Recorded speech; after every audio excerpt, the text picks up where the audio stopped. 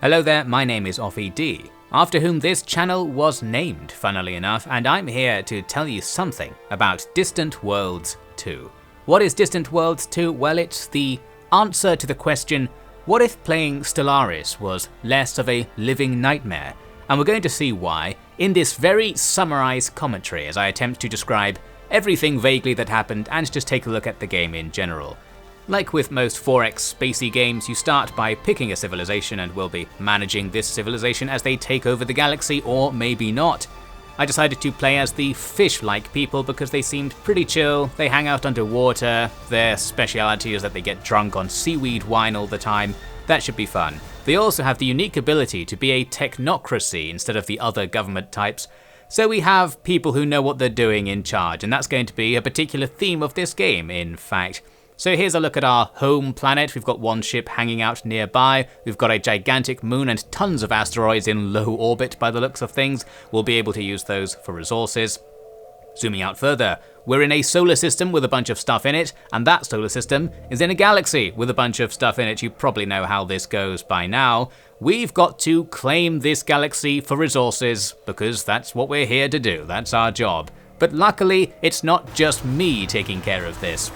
The unique approach of this to the 4X genre is that it's really complicated, this game. However, virtually everything can be outsourced to other people. You're effectively playing as the person at the top of the government, but there's a bunch of people below you who can actually play the game with you, so to speak. In that, you have all of these categories in this menu where you can decide what somebody else will deal with and decide what you'll deal with. And if you want, you can get other people to deal with basically everything and effectively watch the AI playing the game for you. We're not going to go quite that far, as much as I would like to, but quite a lot of the stuff going on in the background, the economic development, the micro of all the various planets and buildings and ships, is not necessarily part of the game, and that's the major advantage for me over Stellaris, where actually microing all of your ships and planets and buildings was just an absolute chore, the living nightmare that ruins the game for me, really. So here we are, essentially a very similar game that promises to not have that problem. We're going to see how it does. Here's a quick look at the tech tree, something we are going to be microing. We're going to focus on getting warp drives first and foremost because, well, that's something you need to go anywhere in space, as it turns out. You actually start with some research already there for warp drives. I think that's for a lore reason. We're supposed to be a resurgence of a civilization that's existed already in the same place in the past, like 1,000 years ago. Something happened, we all have amnesia and we forgot what it was, we lost all of our technology and we're doing it again. Maybe that's because this is Distant Worlds 2 and this game is canon with Distant Worlds 1 or something, who knows. What we're doing to start with is, like in Stellaris, you make survey ships and construction ships to look around and to build things in space. Here's just a highlight of the fact that your ship's being built by a planet, are sort of constructed in orbit, and you see the materials going up and down on little shuttlecraft. I thought that was a neat detail, but enough of that. A bit later, we've got those hyperdrives running, we've got our space yard up and running as well, built off some ancient ruin, and now we're ready to go. Let's start playing at effectively where Stellaris would have started. You can actually leave your planetary system without having any hyperdrives, and I did catch a couple of the AI-controlled ships trying to do this. They try to very slowly fly off to investigate the other planets. But now that we have the hyperdrive, we can let them go effectively. We see the little dots jumping off into the void. Somewhere in the void, there are some other things to find. In particular, we need to find a source of fuel. We don't have any way to get fuel for our ship, so we're just using a reserve that we have at the moment. That nearby gas giant will provide some for us. Of course, there are tons of other resources as well, and everything needs certain resources. There are loads of different kinds of resources in the game, but we don't really need to worry too much about it. Essentially, places need stuff. All we have to do is decide where to mine the stuff from. And you saw me there saying yes to an advisor suggesting we mine something somewhere. That's essentially how the construction in this game is going to be going at my current level of automation. An advisor will say, should we mine this? I'll probably say yes. And somebody else actually pays for it because this game has a private economy. It's not quite as state-controlled as a 4X game usually is. But before we talk about that, here's something quite important for the economy as well. It turns out that after the downfall of civilization or whatnot, some of civilization is still out there, but they're all crazy pirates and they're just going to charge us money to not kill us because they have advanced technology and they can kill us whenever they want. So we have to pay them protection. As it turns out, one of the main faction's bases was right next to my home planet in the same system, so that's annoying. And right after that, another pirate faction showed up and also started asking for money separately. So after paying them off to not kill us, because we don't have any military units, now we're tanking money big time in the top right there. So as for the economy, you'll see that in most of the footage here, I'm losing money all the time, yet the amount of money I have keeps going up, and I keep building and buying things anyway. I won't commentate on how that works because I don't really understand. I think it's because we're selling state services to the private economy. For example, when you build a mining station somewhere, the contract to actually move the stuff back to your planet from the mining station is sold into the private economy, but the companies doing this have to buy the ships to do it off you because you have sole control of the starship means of production, as it were. So you're sort of selling things on the sly to other companies, and that doesn't get included in your cash flow in the top right. So you can somehow make money while constantly losing money to the pirates. I don't think it's very well communicated how much money you're making doing that and what the potential market for doing that, like in the next year, could be. Can you rely on that money always coming in? I don't quite know. But that's the explanation essentially for why you'll see I'm constantly losing money, but the economy remains vaguely fine. Plus, my advisors, my underlings, are going to be microing the tax rate on all of my planets, just my one planet at the moment, and they might be doing something to improve the cash flow in the background. Well, we'll just have to see. We'll see if the people rebel at some point. And what do you know, some space rats happen to also be pirates. They also want me to pay them money to not kill me. Well, the economy's out the window at this stage. In order to get some more planets, we can either colonize some that are vaguely suitable from scratch, or go after these guys, these independent factions. They're basically just other factions that aren't being imperially, so they're not trying to take over territory. But you can sort of colonize their planets where they are already and take over their faction as a form of annexation. We'll get to that later. In the meantime, here I am getting killed by some stuff.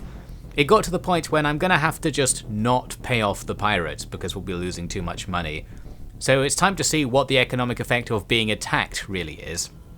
I had actually built something of a military now. I thought maybe we could fight them, although that also tanks your money making the military, so what's actually a better deal? I'm not quite sure. Especially because this early military isn't very useful, both in terms of its combat stats and because it's not where it needs to be ever, really. You can see our exploration ships, those little dots, are moving out from our home system now. We've explored everything near to us. It's time to start scanning the stars and finding new stuff, including other independent factions. These guys, amusingly, when I make first contact, say, "You again? What do you want this time?" So I guess it wasn't really the first contact, maybe our ancestors were annoying them before. So they're down here somewhere. There's also this brown faction of space rats. There are some humans nearby us as well, better watch out for those guys. I finally decided to remove the automation on something to take some more control. What I wanted to do is get fleets under my command, because as it stands, when you make military units, the game will organize them into separate fleets and tell them to do things, which in practice is nothing, so I wanted to take personal command of it. Just put everything into one fleet, make the ball of our military units, and send them out. It's difficult because the game doesn't want all of your stuff to be in the same fleet. It wants your units to be dispersed out between all of your various mining stations and such. So it doesn't automatically group units together in the way that I thought it was going to. Eventually, I managed to wrangle up everything we have in our home system and go after the pirates that are in our home system right here. So we have a space battle on our hands. I think the enemy station is sending out torpedoes and fighters because we're shooting at things that we can't really see. Something's going on. The question was, am I depleting their shields at all? Because their shields are recharging during the fight. And the answer to that question was rapidly, No, not really. So while we have a bunch of strength, the mysterious number like in Stellaris, it wasn't enough to overcome their strength, and our strength is rapidly disappearing as our ships get taken out by the station's defences. Looks like I accidentally brought a construction ship into the fun. Perhaps they can pick up the pieces here. Essentially, we lost this battle big time and lost a decent portion of the fleet. And that was that, a lesson learned the hard way. There's some other stuff we can fight though, like this monster that's apparently at Smegma 1. The legendary Smegma monster is at it again. There are various space beings that you have to fight. In the meantime, a milestone. We've got our first colony from scratch. There were 2 planets in our home system that were very similar to our planet. So I thought I'd just take over the entire system. Colonizing though is very bad for the economy because we effectively have to support the population fully. I think you can adjust the extent to which the government is supporting the commoners, but we're going to let the proles live for now it seems and pay for it ourselves. Eventually there might be enough proles down there for us to make some money off them. So we'll leave them to it, tank more cash, and come back to that another time I guess. There's not much you can do, you can't really build things on your colonies, they're just there and they'll gradually attain population. Meantime, the space fleet is doing something useful. I've hunted down one of the many space monsters all over the place, and we'll take them out. This time we actually win, so we can do something. This allows more mining opportunities effectively by taking out that thing. All those asteroids it was living in could be mined for stuff by the private sector, and there's somebody asking for permission to do so. Here's another example. We're fighting another thing. It's shooting lasers at us as well. It's also living on the surface of a star. Apparently we don't have any problem coming in here to fight it on its home turf. Well, that's useful. And this is another case where our terrible fleet will actually be able to achieve something. I think the pirates are supposed to be a long-term problem, so you can't really take them out by just getting a fleet that has a little bit more strength than them or something, and then killing them early. I think they're supposed to be a nuisance the entire time. And maybe later we can finish them off. I actually did ally to one of the pirate factions, so that's going to help out a little bit. I was still determined to do something about them though, so I started trying to form a new fleet after a while.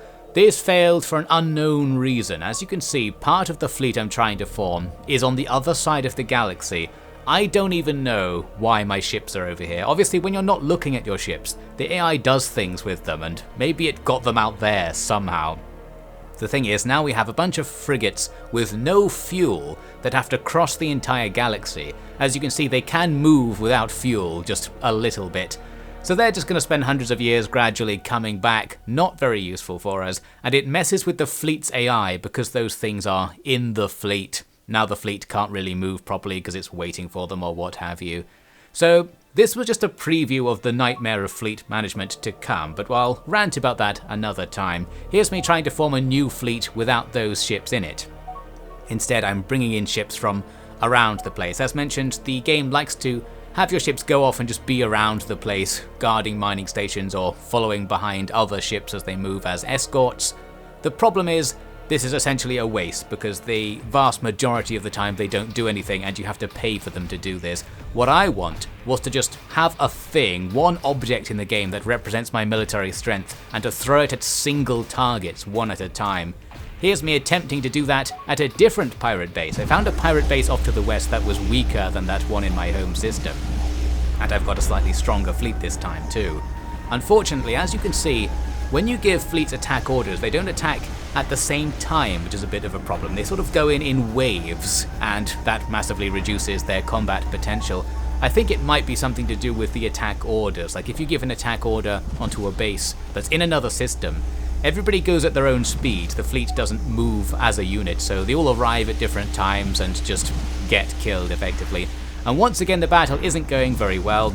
Our ships are getting disabled. I think we're being attacked by very small fighters that are hard to see, or hit by torpedoes, because most of them seem to lose power or lose their engines, and then they just sort of sat there. They couldn't fire anymore, so they were just at the mercy of the station.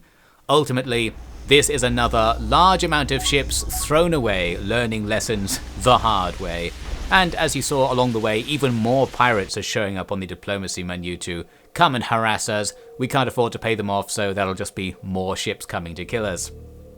Here's a little look round at what the galaxy looks like after a while. There are the humans to our northeast. They're going to be something of our rival because they're near a system I want to colonize, more of the space rats who are independent. So we're going to be encroaching on the humans a bit. Here's me getting attacked by some pirates and the annoying zoom thing. This is one of the things I really don't like about this game. When you say, show me an event happening, it shows you like zoomed in as far as possible, but I want to see what's happening from up here. I just want to know where the attack happened and what direction the ship's going or something like that. So I end up constantly being forced to zoom in and zooming back out to the map screen all the time, and it's difficult to get that across in a video where I'm editing everything out, but my mouse wheel is getting worked very heavily, and I don't think there's much value in being able to look at things close up because most things are just sort of automated anyway. I don't need to see the ship dying, I just need to know how many ships per year die or something like that. Well, I don't really know what I'm talking about. Essentially, I was annoyed about something. Let's be annoyed about something else. This was my attempt to work out how research worked. Disappointingly, you can't really spec into research as it was. That's our faction's speciality. But you're only allowed to build research centers in a limited number of locations. I think at each spaceport you can have one, and certain planets, if they have like an anomaly, you can put a research center there. What you can't do is just cover your planets in research labs or something and spend all of your money on it. Although that said, there is a research budgeting system. I can put more of my overall government budget into research to make the research labs I have do more research. So maybe that's the equivalent thing effectively. That sort of thing is currently controlled by the AI because at this stage I don't think I'd even found the menu where you adjust that, and I didn't really know what a good decision would be anyway, so it's better that the AI do it for now. But it's unusual to see that you can't build things very much effectively, or at least not under your direct control. What are we doing here? Well, it looks like I'm just doing it again. At some point, I tried a different way of attacking this pirate base. I ordered the fleet to form up near the base in space and then fly in. I thought this might keep us together a bit more if we come in as a continuous wave. It didn't really work because again, once you're anywhere close, the fleet will split up. I think there's some kind of formations thing down there in the bottom left with those buttons. There might be some way to stop this from happening. I haven't investigated that at the time of saying this. Well, there's some hope there at least. But there is no hope for this battle. We're getting hit by staff torpedoes, fighters and such, and once again our ships are just being disabled. You can see them just hanging out. They lose their orders once they're disabled, so they'll just sit there forever now. What I need to do is order the entire fleet as a whole to leave. You can see elements of the fleet are still in deep space, just sort of moving along very slowly. They don't stick together as mentioned when they travel long distances. So that's inconvenient. I think I'd prefer it if they did. We're going to, in this case, order them to go back to our home system spaceport to repair. Then they will attempt to leave, but I'm guessing all the disabled ones won't really have any way of doing that. Perhaps they get repaired after a while. Essentially, I lost 80% of my fleet again. We've put tons of money into trying to deal with the pirates and it's just not working.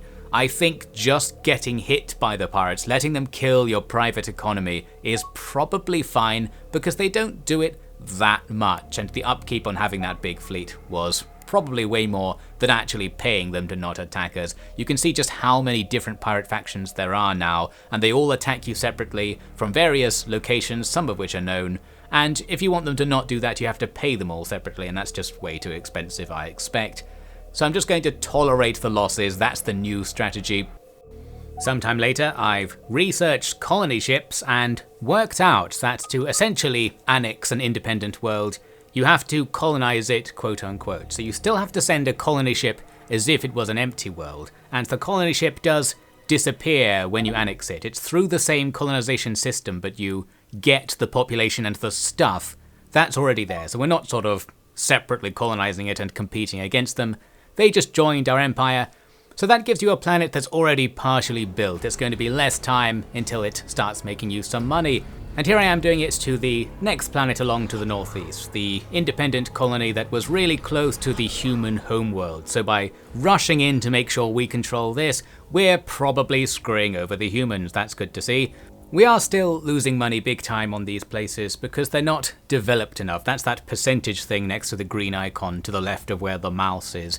To increase the development, we need to cross our fingers really and hope that the private economy does it for us. It needs to transfer various resources over there and sort of build things invisibly separate to the building system we have access to, and that might develop their planet and make them richer, then we'll be able to tax them for cash. That's the plan anyway. Here's me discovering that you can actually upgrade your star bases or your ports, because the ports are designed. There's a whole ship designer system like in many 4X games, and I stumble across it right here. You can design how your star bases work and what kinds of docking bays they have and how big they are and stuff. And over time the AI has designed 25 new star bases after this one, but I guess it doesn't automatically implement them, so you have to remember sometimes to go and buy the upgrades manually. Now here we have some actual military success.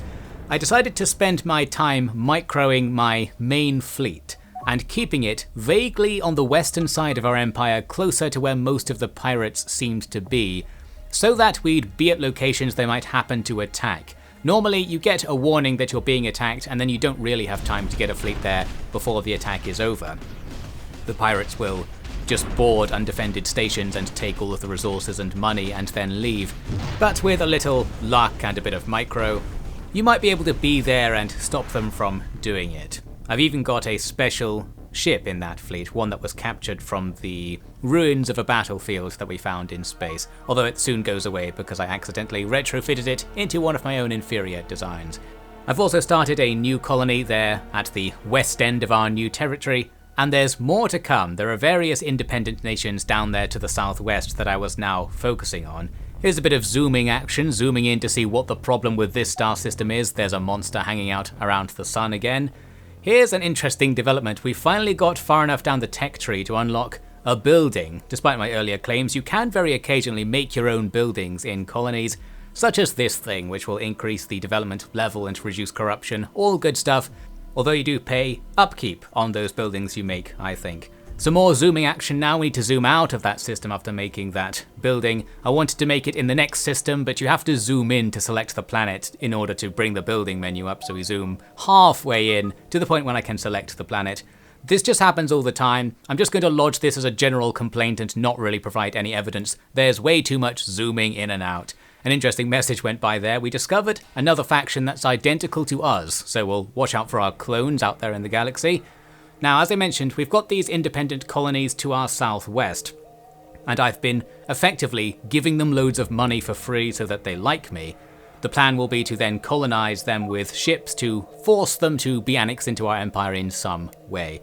The problem is the colonization stage. We have to send a ship there, and we can see one of our ships trying to do it. If you look in the bottom left, you can see its fuel is running out quite fast. Here's the big issue with colonization and with the AI, I guess, in general, that after I noticed it, which was at about this point in the campaign, I realized was screwing me over constantly all the time. And that is, simply put, the AI doesn't take fuel into account, not as far as I can tell. So this route the colony ship is taking bypasses all the places it could refuel, I guess to make a slightly shorter route technically. But it's going to do most of the journey with no fuel, and thus arrive extremely far into the future. I needed to get this done fast, because these planets are all around the Brown faction down there. It would be more natural for them to colonize them, but as I launch more colony ships to try and take more of them at once, you can see the routes, they're not looking good. The little yellow dotted line there on the top right of the screen is how far it can get with fuel. It's going to do most of the journey without, and I'm not sure if there's an easy way to deal with this. What I want is for the pathfinding to waypoint via fuel sources to the closest fuel point to the destination, and then only do a fuelless jump at the end when it absolutely has to. And you might be able to micro the route to do it. The problem is it sets these routes up automatically and just sets off, and then you'll probably notice it's done something very silly about halfway through the journey, and then there's no fuel to correct the course, and you just have to let it go or try to very slowly pull it back into a nearby fuel source, which I did a few times while colonizing in this way. But I was really annoyed and really stressed at having to babysit the colony ships. It seems like the sort of thing that would be quite easy to automate, and I have a vague feeling that Stellaris does let you automate this, and because it doesn't have fuel concerns, it's actually a little bit better at it. So there we have it, Distant Worlds 2, now you're on the ropes. Oh, but it comes back in strong with this move. While I was babysitting the colony ships, I turned all of the military stuff back onto automatic mode because I wasn't paying attention to it. And the AI seemed to do a good job. While it split my fleet up into loads of small fleets that are, as mentioned, mostly not doing anything, one of the fleets is doing something. It's actually successfully bringing down that pirate base in the purple area, the very one I couldn't bring down with my manually controlled fleets. I did have to manually tell them to attack it a bit more because it looked like they were trying to leave while it was damaged, so I've got that going for me. But overall, the AI this time did a good job and a better job than me. So how about that? Devin, Distant Worlds 2 scores a point. Soon the excitement is over, and we're back to trying to get the colony ships to refuel somewhere, and then I'm going to manually bring them in to the nearest fuel point and then send them off to the independent colonies. Here we are. I was so sure this ship was going to make it. It's right next to the planet it needs to colonize, in fact. This was the one that went all the way with no fuel. It finally arrived some years later. However, when I checked back after going away to do something else, I thought I'd be seeing the planet now colonized, but no, it's still independent and the colony ship is gone. So what happened here? Well, it looks like I accidentally gave it some kind of manual order. It's on manual mode and it's flying to some random coordinates that are, well, somewhere off the screen. I'm actually struggling here with something that's a little bit hard to show as well. Essentially, when you select a unit like this, the camera locks that unit in the center. So now, when I want to give the colony ship the order to go back to the solar system and find the planet, I can't zoom in enough to see the planet and have that part of the solar system actually be on the screen at the same time. Combined with the usual zoom battling, I think this is just too much. We need some kind of controls overhaul or a UX overhaul going on here. Well, the end of this great drama eventually comes. The colony ship this time does get to the planet surrenders into our empire, and we can throw down a spaceport to connect it into the economy a bit better. One day, we might make some cash off these guys, and that's the end of the story for now. Now we allow the automation to develop the colony for us, and something good might happen as a result. Strategically, we want to keep going in that vague direction with plenty more targets still to colonize. There were other factions at play and on our borders at the moment. I didn't interact with them very much. We effectively got trade agreements and non-aggression pacts and left it at that. We don't have good relations enough to make alliances or do anything strategic, and I wasn't interested in wars because our fleet still sucks. Maybe that won't always be the case.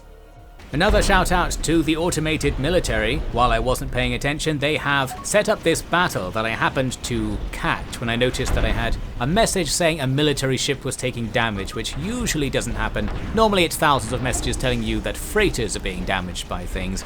Well, there's a battle happening, and the AI, while it has split up my fleet enormously, and again a lot of the fleets are doing nothing or are just moving between systems, constantly retrofitting and refueling, the one it does have out there is doing the damage. There's one problem though. After almost destroying the station, it got distracted fighting with a frigate that came in from another direction. After defeating the frigate, I think it sort of resets the AI and it thought, well, I'm done here, let's go and repair.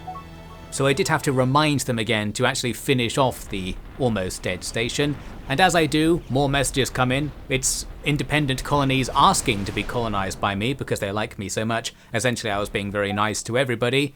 And that one in particular we'll see in a second actually come up again. It's the start of a new wave. But first, the end of the old wave. My campaign towards the southwest ended in relative success after a lot of work. We got 4 out of the 5 independent colonies that were arrayed around the Brown faction, probably ruining the Brown faction's chances right there. Now we're going to build up all those colonies and just out-economy Brown. So here's the other faction that just asked to join us. They're asking again at the moment. They're up here. They're at the top of the screen right there. Yagdol, something like that. This is a new area of colonization that happened effectively immediately after the last one was done. You can see those little systems towards the middle of the screen that have white rings around them. Those are a bunch of independent colonies that all like me quite a lot. We're going to try and get all of them because for some reason I'm really rich. Once again, not quite sure, although I suspect what happened is that I invented a better freighter hull or something, and all of the private companies rebought their freighters, giving us hundreds of thousands of space bucks all of a sudden. Well, I'm going to spend those hundreds of thousands on like 5 more colony ships, which cost about 50,000 I think each to make, and we're going to grab a bunch more pre-developed colonies once the requisite diplomacy, which you can see me doing just there, is all sorted out. While that was happening, I managed to finally relax. I realised we can just sit here at the highest zoom level and not click on any of the buttons that say show me something. We're not going to look at what's happening down there. We're going to sit outside of the galaxy and just look at it and hear the bad news, like that colonization being aborted, coming on in. It's annoying when they get aborted because it actually cancels the AI of the colony ship. They'll not try to colonize it again after a mission is aborted. And often they actually try to go back to where they came from to refuel or something, which is super inefficient. You need to go down and catch them and tell them to just do the mission they were already about to achieve, and then they'll finish it off. So we've got plenty to colonize here. We're midway through doing so, with colony ships all over the place, in many cases floating along without fuel, of course, but that's not going to be a problem, really. We're going to just chill. We're not going to worry too much. This game, really, it's about steering stuff in a direction. It's less about doing it, at least if you automate most things as I am. And I thought things are probably going fine. And to find out, I came here to the victory conditions. We are sort of winning, you could say, in that our combined victory conditions have the biggest bar, although that doesn't necessarily mean anything because you have to win on one of the victory conditions, so being close to all of them doesn't necessarily help if one other faction is further along in any of them than you. So for example, other guys have bigger red bars than us, so they're doing something better than us, it seems. But the overall picture is good, especially because those first 3 things, economy, population and territory, well, they all feed off each other, so having a decent amount of all of them's fine, and essentially, if we wait, something good should happen. There's another colony mission aborted, very annoying. We're also getting some of our colonies actually ground attacked by the pirates and they're stealing our stuff. Again, we're not going to do anything about that because it's probably fine, maybe. There is still much to be desired though with the Colonization AI, as well as that mission cancelling thing annoying me at this stage in the game. I was also getting annoyed by them not doing missions at all, like this ship here. We've got loads of places flagged to be colonized, and the sooner the better, but some colony ships just don't do anything, and there's probably a reason. Maybe they're stuck here for whatever reason. Maybe it's actually taking fuel into account, I don't know. But sometimes we couldn't get our expensive ships to do anything and they're just costing us money sitting there. It was a nice cheeky colonization. Some other faction is fighting here in the middle against pirates with these interesting turtle-like ships. They're clearing the pirates out, and that's just in time for my colony ship to sneak in on the other side of this planet and take over. Good stuff, that's going to save us the hassle of being immediately invaded by those pirates. Now check out our cash flow at the top right. We're losing money extremely fast, and that's probably because of all the colonization. All these places I'm setting up, most of them don't really make any money. Some of the independent colonies were just about developed enough to turn a small profit. For the most part, we're paying for everything out there and there's no infrastructure, and we're sort of reliant on the private sector freighters to take stuff over there to make there be infrastructure or something. I think that's how it works anyway. So there wasn't much we could do there. But while I was poking around in the menus, this is about 4 minutes after the last shot, the economic situation has improved a lot, just somehow. So it's all happening in the background, and it looks like my advisors, my technocratic underlings, are keeping things afloat for me in one way or another. Not quite sure how they're achieving that. We just need to sit back and stay up here, mouse over things to see where they are with these little pings, much better than the show me system, and the arrows vaguely indicate how long it's going to be until they have their mission to do. Then I might zoom in and micro the end of the mission just in case they mess it up. That's usually when a colonization gets aborted, as they're coming in to do the colonization and realize there's a pirate ship there or something. So just need to pay attention to that. And speaking of pirates, another automatic military success. One of our fleets hunts down and destroys another pirate ship. It was also about this time that I turned on automatic construction. So normally the things coming on the top right asking you to build things, I was just saying yes all the time. And you can make it so that you automatically say yes, essentially. So this takes some micro away from me, Down goes one of the pirate factions. The pirates are becoming less and less of a problem over time because the other factions are starting to get involved and take out pirates in the neutral space because that helps them as well. So we're all benefiting, less pop-ups in the top right with stuff getting killed all the time. Now here was a brave voyage into the economy screens of the game. I wanted to try and work out what's going on, the big question. And this menu started to shed some light on it, although it also raised other questions. And it looks like this game has quite a unique economy system going on here.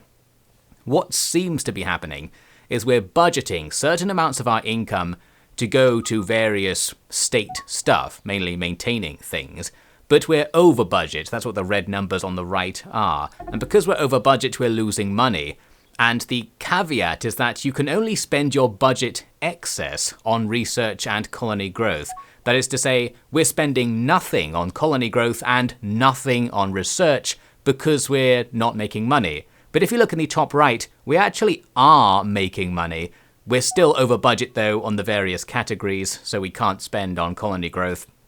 In general, looking at this made me more confused, but I felt like I had a bit of an idea of where it was going, and I liked the idea. I think this is quite a cool system, but all the numbers we're seeing all over the place, constantly changing, little clear relation between them, and little idea of what I can actually do in the game to make our good numbers go up, means I don't really have any plan resulting from this analysis. Other than that, we're spending all this money on ship maintenance. My military doesn't do very much. I started thinking, can I just get rid of the military and try to focus on getting those colonies to grow so that we're rich later?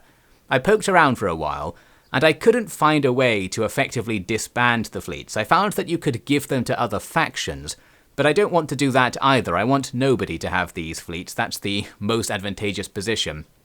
So here's what I ended up doing to quote-unquote solve this situation. Obviously it's not going to solve it, as I'm foreshadowing. I decided to attack our neighbour, the humans, the blue humans, because they only have 2 planets. I did drop the save as well, as you can see, because I was very unconfident this was a good idea.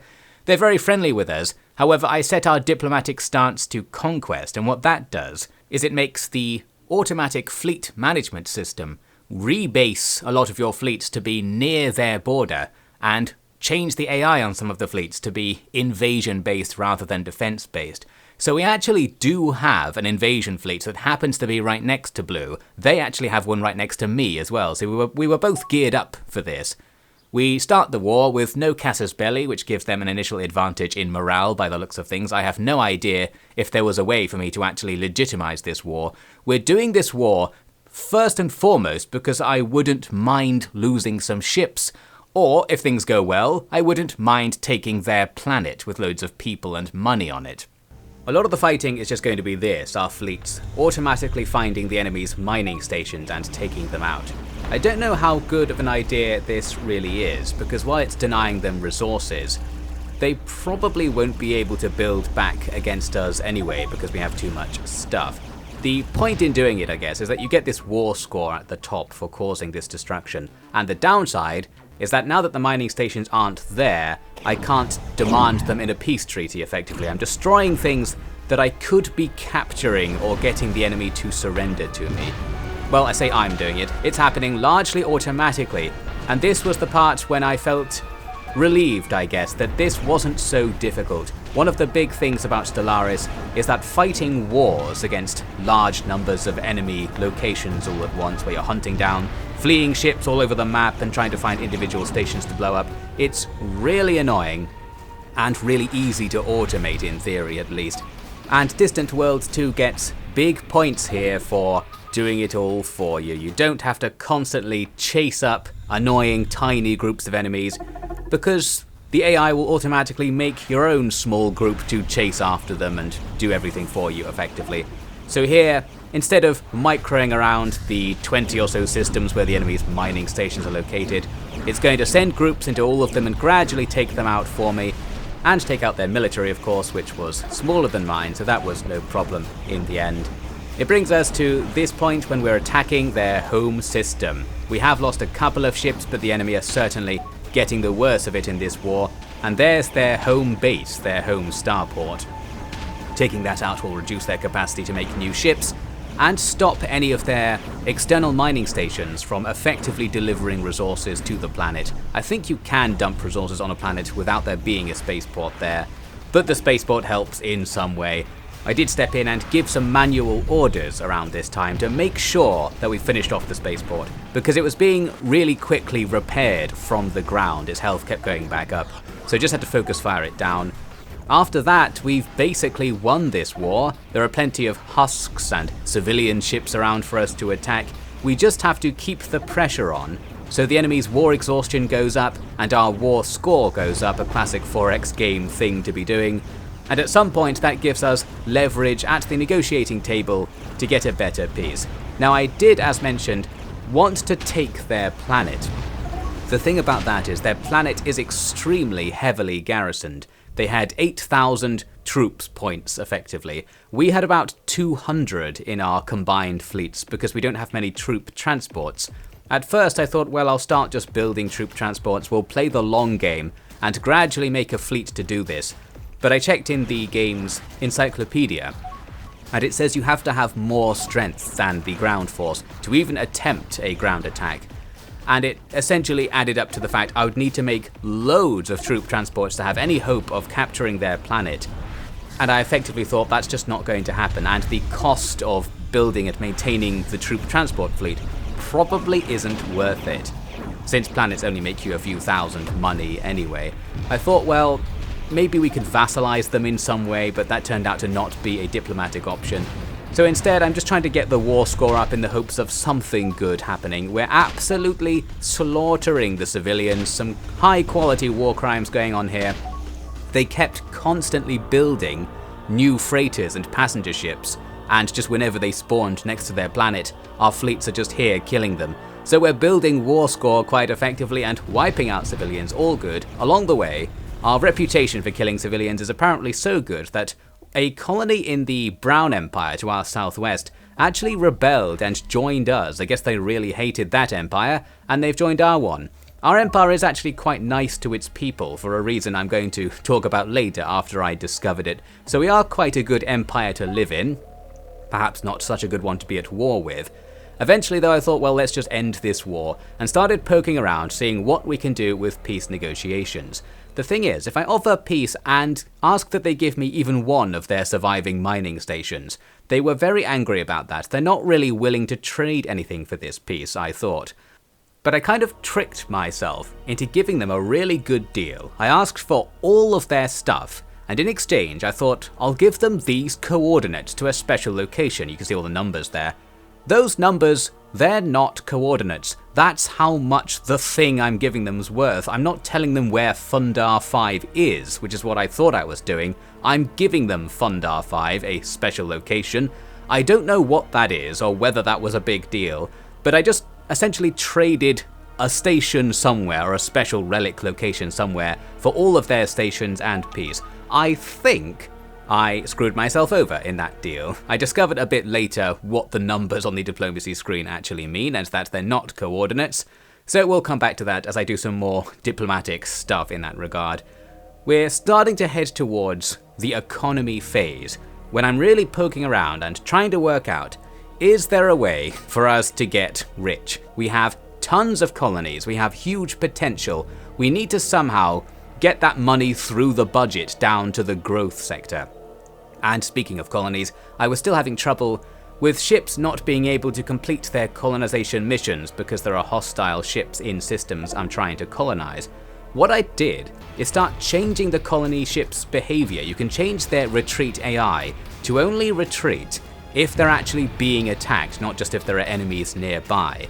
And with that, we had more success. We can see here, there are pirates at this system I'm trying to colonize. They're just sort of doing their thing, attacking other ships as it happens, and our ship just sort of casually walks by and then sets up a colony on the planet without anyone noticing.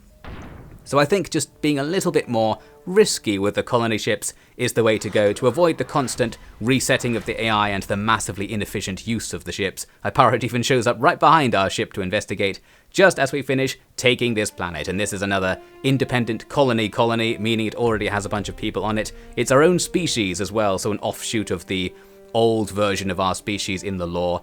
And did you see that? That wasn't a cut. We just jumped up to a high camera position. That's because I discovered a big thing. If you press insert on the keyboard, it jumps the camera up to the galactic level, saving my mouse wheel a lot of trouble. This was a big discovery. Now some interesting news comes along. While I'm poking around there on the left, there's something there on the right I should probably be looking at. It turns out we've got some kind of crisis event going on because the Hive has arrived. You know how this goes. Some species that wants to consume all biological matter in the galaxy has showed up and they're attacking one of my ships somewhere. So that's inconvenient. We can see their military strength for one carrier is about double our combined military strength of everything, and they have more than one carrier ship. So that's inconvenient for us, or is it?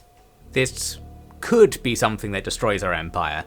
But essentially I decided to play my classic strat, which often works in a lot of these situations. You just pretend it's not happening, and maybe it isn't. We don't want to get distracted by the Hive consuming all life. If anything, I want to get rid of my military. Here is the military actually doing something useful. But for the most part, as I've mentioned before, they seem to spend most of their time just moving between bases, rebasing, going on patrols in which nothing happens, and using up fuel. So I was thinking of getting rid of them, which we'll come back to. I got given this random colony, somewhere up at the top of the map, some lost colony that wanted to join the first empire that came along, I suppose. Well, they're somewhere way outside of our territory, so we probably won't be seeing those guys again. They can pay me taxes if they want, though. Now here comes the next big nightmare. I did this filtering in the ships menu to get rid of a bunch of ships that I didn't need, lots of damaged ships, troop transports, lower quality ships that didn't appear to be doing anything. The problem is, there's no way, as far as I can tell, and I even went on the internet to look for this, I was so desperate, to actually disband your ships or get rid of them or in some way stop paying for them, unless you do it one at a time. And you can see here we've got like 30 ships I want to get rid of. It would be easier to get rid of them all at once. Regretfully, that's not there. That's something I really want to see, or just a button, a slider somewhere that says, hey military, downsize, and then the AI takes care of everything. That would be even better.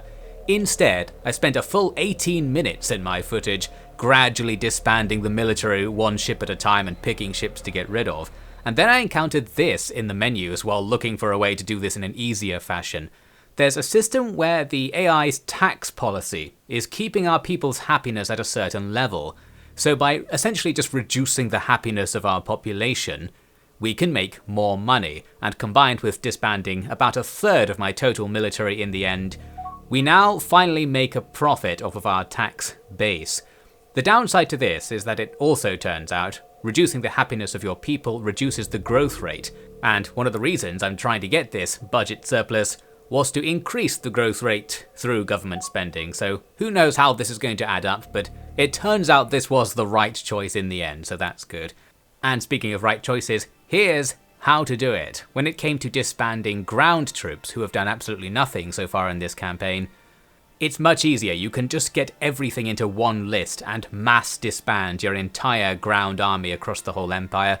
Leaves us vulnerable, but we're doing the gamble here. We're gambling that we'll never be attacked by anything and ignoring that rumor about an all-consuming hive. That's going to save us 20 grand per unknown time unit on the budget, or maybe even 40 grand by the looks of things there.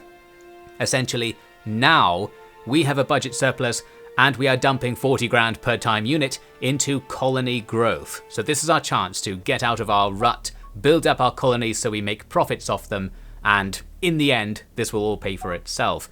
We're now growing quite fast. I think it roughly doubled the growth rate of the smaller colonies. So if we could rebalance the economy some more to be taxing the smaller colonies less as well, we might be able to get even more growth out of this. Well anyway, now we just have to sit back and wait. I guess we're now paying for everyone's essentials down there, creating demand for luxuries and such, and that will increase the development level of the colonies as the private economy ships resources there and builds stuff up. And eventually we won't have to pay for people's basics anymore because it will all be going fine. Maybe, that's the theory. And while we wait for that to happen, I discovered another thing. You can talk to the other factions and buy stuff off them. I think what I'm buying here is their mining bases that are in my territory, or your sphere of influence, the coloured area on the map. So we can buy off anything that's vaguely close to us that they own, and I think by buying the mining stations off them here, we're going to get first dibs on the resources that they're mining, so they're going to primarily take their goods to our planets, and then the Brown faction will have to buy them off of us through the trade system. So this should stand to make us a load more money if we essentially buy up the means of production. We are back at it again. We're going to buy everything that we can find off all of the factions, and I started periodically checking every now and again just to see if they'd built anything new, and often they had. Sometimes in the deal, we even get research bases, the rare bases that allow you to increase your research count. And that's useful because we probably already have the tech advantage just because we have so much territory. We must have the most research bases out of all the factions. And here's a look at the budget a bit later. We're making way more money than we need for colony growth. You can only invest a certain amount in it. I could put the rest of the money into research, but for now I decided to just gather the cash and have a massive bank balance later. Effectively, now we wait. We ignore all rumours about the all-consuming hive. That's just a conspiracy from the military-industrial complex, I assure you. And with a bit of the good old tax and spend, we might be able to stir up some economic growth. And here's a look at the list of uncolonized planets that are somewhere in our territory or nearby. There are plenty of terrible planets we could try this out on also, if it goes well. I think I started colonizing a few here. We're not going to be microing the colony ships anymore. I thought, well, you can just take your time. If you don't have fuel to get there, you'll show up eventually. Let's not stress out over that, and it doesn't matter anyway. We don't need to micro because we already have enough colonies for now. Now check out the budgets on the left. We now have enough money to fund all of the colony growth and a full research program, which I think gives you something like 50% or maybe even 100% extra research speed. I don't even remember now. Quite a lot extra research speed. So that's perfect. We are economically dominating. This basically worked, and it only promises to get better from here because all of the growth creates more growth. Some rumours there about the hive at it again. They're attacking one of my mining stations. Somewhere at the top end of the map. It's not a station in one of my own systems. Generally speaking, well, the hive isn't doing very much, so I continue to ignore them. Now take a look at the amount of money we're making at the top right, something like 50,000 per unknown time unit.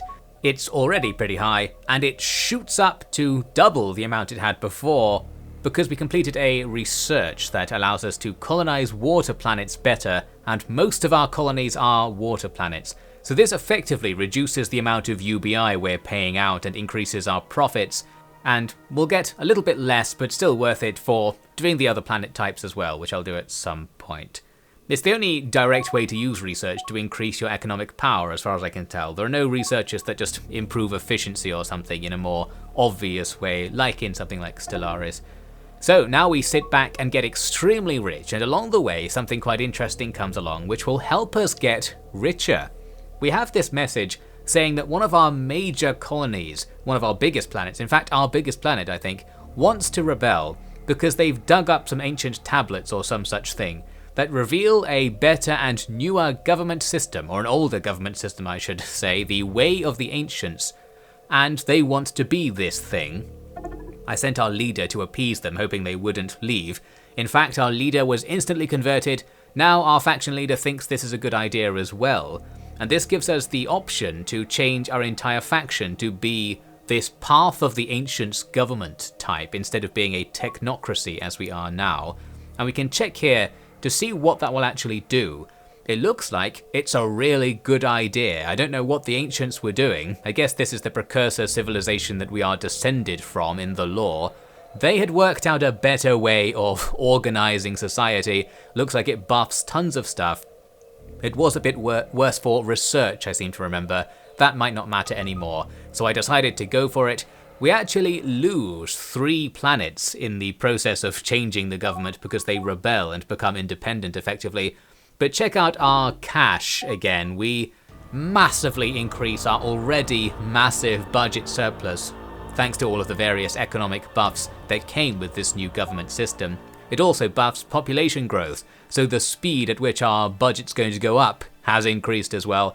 Basically, all the positive feedback loops are going to be looping even faster and even more out of control we're just so prosperous, we can't spend the money at this stage.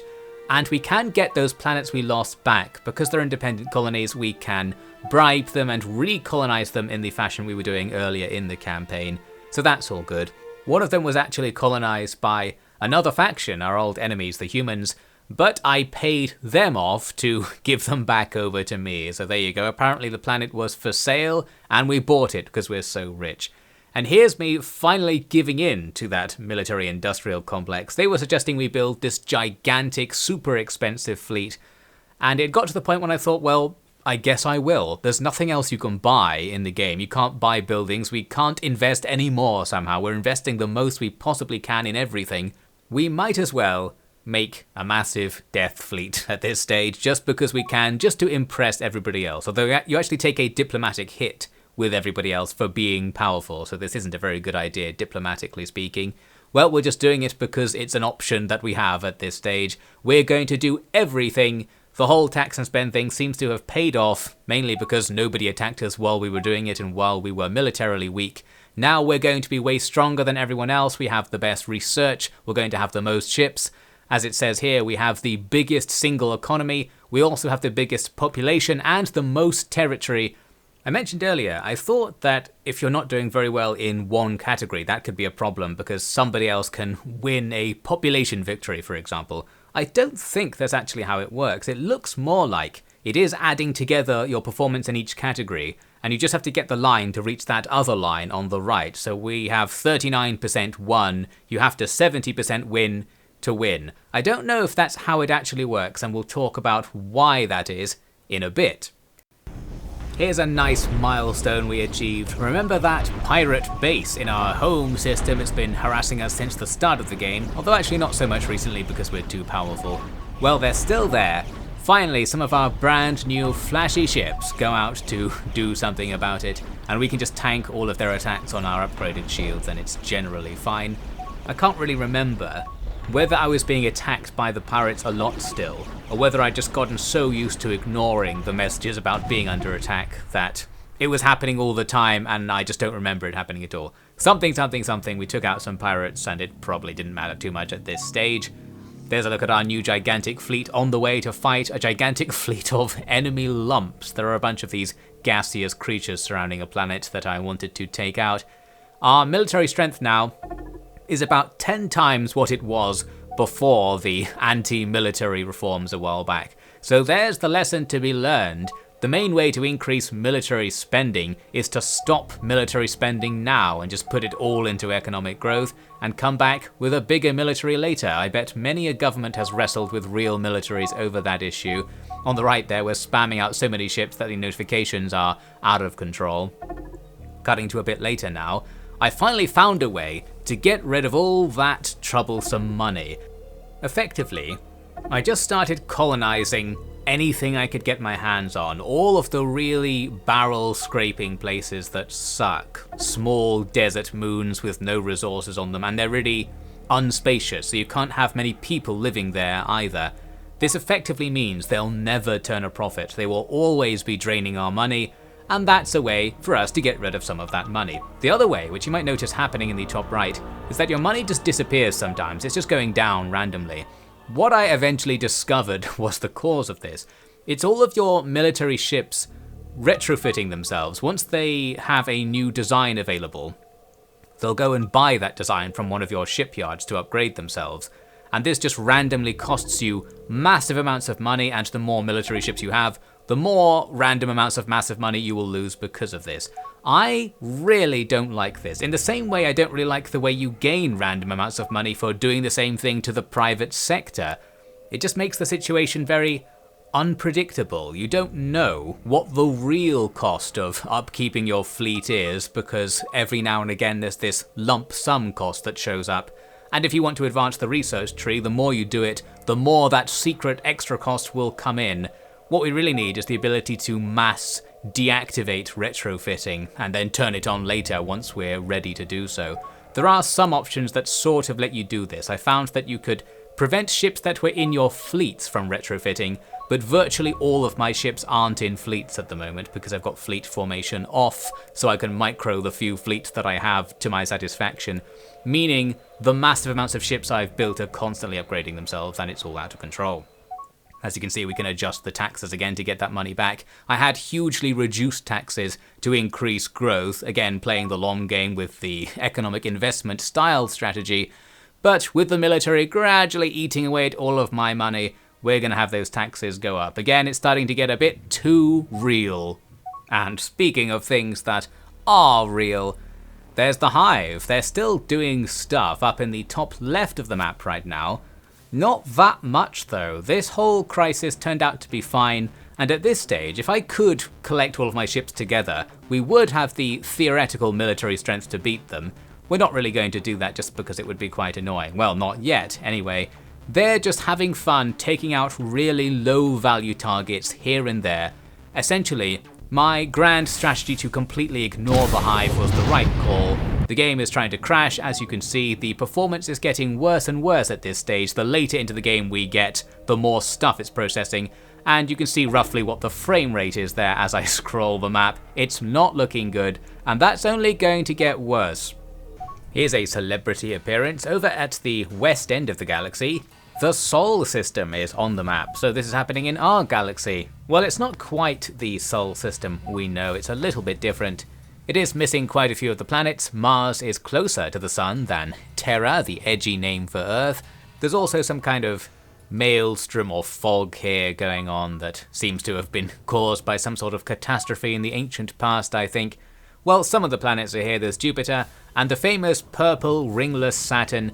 Maybe whatever happened back here changed the planets and combined Saturn's moons into the Oroink lump currently orbiting it.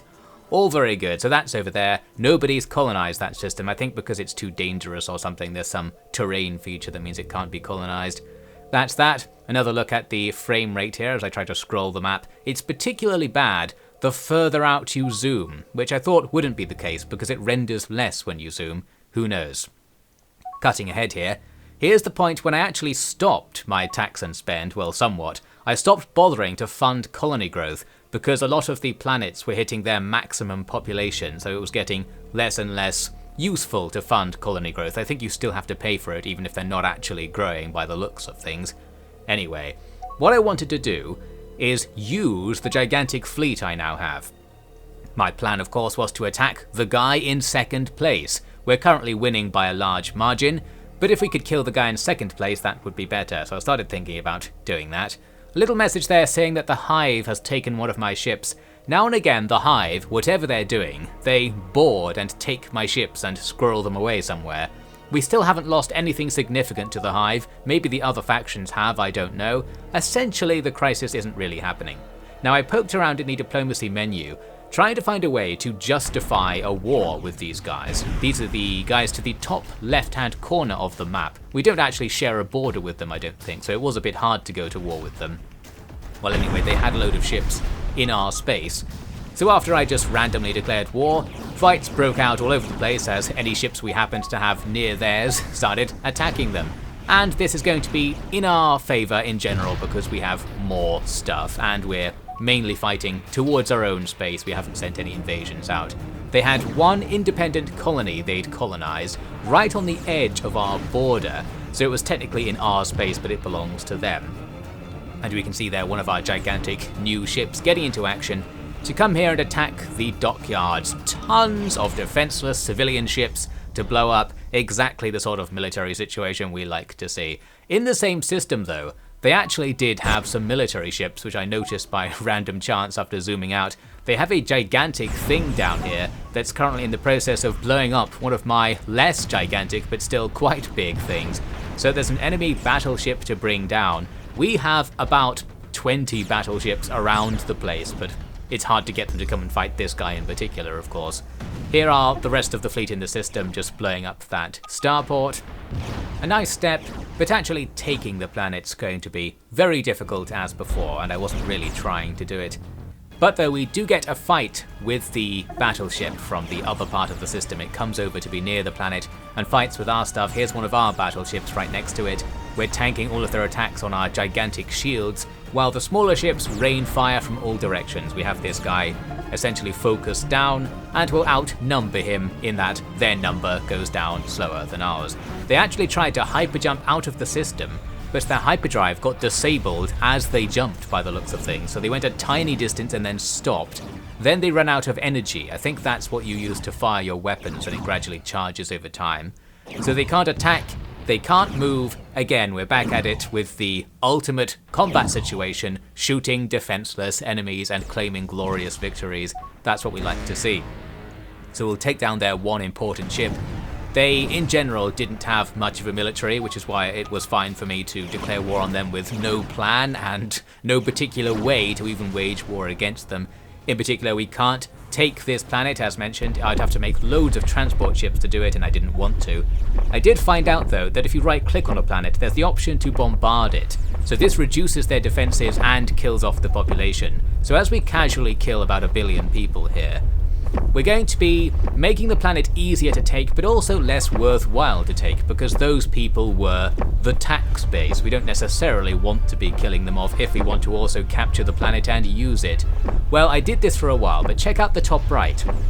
My income goes out the window while I was killing those civilians. And why is that? Well, it's because the rest of our people don't like that we're committing war crimes. And that means our tax AI has to reduce taxes everywhere to keep the population stable, the happiness level stable. So that's a shame. Now I'm going to have to reduce the happiness quotas and wait for a while without committing any war crimes for our people to forget, and then we'll be able to get back to taxing them at a higher rate. So there you go, a lesson learned. We are out of money, we're in the negative money there for a second, and we're going to be losing money constantly, but in the sort of Distant Worlds 2 way that you lose money, it still goes up. Here it's actually going up while the game is paused, you might note. Absolutely no idea how we're achieving this, we're just getting money somehow. Incredible performance from our economy, even without time they can make money. Well, that's all that. Eventually, we're extremely rich again, everyone forgot about what happened. The war ended in a white peace because I couldn't really attack them as it turned out, and I decided to just not bother after the dispiriting loss of money due to the war crimes. But what you can see I've done here is finally achieve what I wanted to achieve much earlier in the campaign. I've managed to make one fleet that contains a massive portion of our military strength. The way to do it was to make a fleet template that had like 99 of each ship in it. Normally, fleets can't form with more than like 2 big ships in them because of this fleet template system that the game sticks to. But if you override the templates to make the maximum number of ships in the fleet really high, and then say, make a fleet for me, it will collect everything together. My goal was now to go after this hive. We're strong enough to fight them. They're still vaguely towards the top of the map, not really bothering us. But you can see they're in constant battle with the other factions. Other guys who we haven't interacted with at all in this campaign are trying to bring down the hive, and just failing all over the place. This is probably benefiting us immensely. It's really in our interest to have the hive constantly destroying the other factions as they happen to be. However, I thought we might as well do something in the game. It's an incredible twist for OFFED commentary. I'm going to deliberately try to play the game and have more gameplay than is required. We're going to go after these guys and try to save the rest of the galaxy. My grand plan kind of failed in a successful sort of way. My initial hope was to engage this one carrier ship with my big blob of fleet, but before I could arrive, some other ships of mine arrive and take it down, ships from other fleets. I think the AI, at the same time as I was trying to bring this guy down, seemed to have the same idea, and a bunch of our random defense fleets went out to deal with the threat. Maybe this hive accidentally attacked some of our ships or something and aggroed our AI. And they just did it easily, so that was the end of that basically. Now we still have a load of other threats in this system, because the ships that the Hive has captured from us are flying around. I don't know who's crewing these things, maybe the Hive takes over your mind or something. Well, we hunt down and take out some of our old ships with our newer ships. And as for the main fleet, there was still some hope, and we'll get to that in a second. Here's a random thing I noticed around the same time. Somewhere in the top right of the map, we owned this terrible colony in the middle of nowhere, but it was surrounded by ships. I think what's going on is this is the only place you can build things in a wide area. It's even got some of my own ships who I ordered to disband ages ago, who are queuing to disband at the planet. I think all these ships want retrofitting. So we've invented some new part, and all the private ships want that part. They're trying to buy it off this desert planet where not much is going on, and we don't have the resources to build a space dock. Those are the resources that are effectively the other currencies that we haven't talked about at all in this campaign, because the game does a really good job of managing those for you, so you don't need to worry about anything other than your primary currency, really. Or at least I presume you don't. I wasn't really paying that much attention. So here's what we're going to do with the main fleet instead. There's a much bigger hive presence in this other system. They're currently actually destroying some ships that I think my AI might have sent to try and fight them. This was a bad decision by the looks of things. We're overpowered and just getting taken down, and some of the ships are just going to get captured and join the hive fleet. So here was the perfect opportunity to throw my 400,000 power fleet at their 200,000 power fleet and have a decisive final battle. Here we are setting up in the system. We've got all these giant carriers, and you can just about see their tiny little fighters flying around if you zoom in. And perhaps that is part of the problem that emerges now. We managed to reproduce the campaign map or galaxy map frame rate in system. Now we've only got a few frames down here, and this makes me think the frame rate problem here at least is to do with rendering. Because while we have only like 100 ships in the system, I guess you're not supposed to have like 100 ships in a system, and these big carrier ships have quite detailed models, and maybe it's trying to render too much, and well, it seems unusual because there's not that much on the screen. We're not seeing very much. Maybe the game doesn't have that much level of detail management going on in the code. So for example here, we can't really see the ships, but it might still be rendering them at their full resolution, and that's why the frame rate has become trash. Really, in a game like this, you want the ships to just be like a pixel on the screen. I'd be fine with that, because then you could portray the scale that a galactic civilization is supposed to have in light sci-fi, where we're not deploying 100 ships and destroying my GPU, we're deploying 60 million ships, something like that, and they're just dots on the screen. Well anyway, the end result is that we don't really get the final battle I was going for because there aren't enough frames to do it. I tried turning the game speed down to 1/4 and we still had the same problem, which again suggests it's GPU rather than CPU related. Another problem we seem to have here is that the hive ship I'm going for isn't on the same plane as me. So far the game has taken place all on the same plane, that classic 4X game conceit in space. There's only a 2D plane to operate on. This guy though is way below us somehow, and most of my ships don't appear to be able to go down there to engage. As a result, my big final battle has been an absolute disaster in every way. We're kind of there, we're kind of fighting but not really, time isn't moving very well, and I just sort of lost my patience at this stage. Now that the frame rate's bad here and on the galaxy map, it was already hard to click on UI buttons because of the frame rate being so low. Now it's out of control. What I thought I would do, just as a test, is zoom all the way out, so we're definitely not bothering to render those ships, hopefully at least, and then wait. I just left the recording and came back an unknown amount of time later. We're about 7 months later in the game. And here's what's happened in the system. My fleet's all over the place, but the hive ship has been destroyed, I think, or it left the system, I can't quite tell. Our fleet is now dispersed downwards along the Z axis. That might be a problem, who knows. There were more carriers from the hive in the area, but I decided not to bother fighting them. I just gave up on the game at this point. It's becoming unplayable. So here are a few final movements to my campaign strategy. First, I paid that hive I was at war with earlier tons of money to buy the planet I was committing war crimes against. I thought they might want to be in my empire. They probably like me or something, and for some reason the planet was for sale. I think because, as mentioned earlier, it was their colony in my territory, so I have the right to buy it or something. Well, they appear to be relatively happy, and we make money off this, so that's good. One extra planet for our empire. Here are what will be the final scores. We didn't make it to the end of the game. I'm going to officially give up on technical grounds here, and also kind of on gameplay grounds, because while we're winning, we don't have a way to bring down the other factions. We don't have troop transports, and I don't want to build them because you have to do it manually. and it seems like it would be quite difficult to take enemy planets, and there aren't options like you would have in Stellaris to vassalize or do diplomatic things with inferior factions to bring some of their victory score towards you. We can't annex people or ally and get an allied victory or anything like that.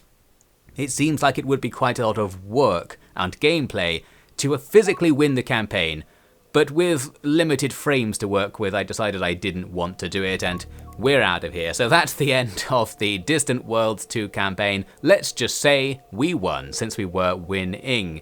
Ultimately, I was disappointed by the game. It had a lot of promise at first. I was excited for this to be good. It just turns out that it's almost too complicated. What we need to do is have the game be simplified, but give the player more options. So, for example, don't bother having every ship in a fleet monitor its fuel independently. The fleet just has one fuel number, or your entire empire has one fuel number, like in Hearts of Iron 4, because it's easier to deal with. It's less of an annoying gameplay mechanic that doesn't really have any potential for something fun happening with it, and it's easier for the AI to manage, and gives you options where you could just have a slider for how liberal the AI can be with your fuel, and that's all the inputs you need to fuel management. Stuff like that, and things like having a fleet be a single entity instead of all of its ships separately might be easier on the CPU and GPU, all kinds of things. I don't know. I feel like this game went in the right direction. It was almost there. It just has a bunch of annoying stuff you also have to do, and didn't provide the escape from doing annoying stuff in a 4X game that I was hoping it would provide. It's better than Stellaris in some ways in that regard, and worse in others. The economy and perhaps colonization and the management of the population, especially the tax management, is much better. That's what I wanted to see. But doing the military stuff and diplomacy is much worse in that it's more work with fewer options. Well, that's the end of the game. I feel like because of the technical issues, we have to treat this game harshly. I couldn't finish the game, or at least couldn't bring myself to finish it because of technical issues. It was all on the default settings. I feel like I have a good PC, but decreasingly so after Warhammer 3 also didn't perform very well on it. Well, that's all I can say for my personal experience. I didn't see the whole thing, but I didn't feel like seeing the rest was going to be any good anyway. It makes me not want to play the game again unless it can be updated in some way. Apparently they spent 8 years developing this, so I'm guessing they're not going to make any major changes at this late stage in the game, which is probably a shame. The search for the perfect automated 4X game will continue, I think.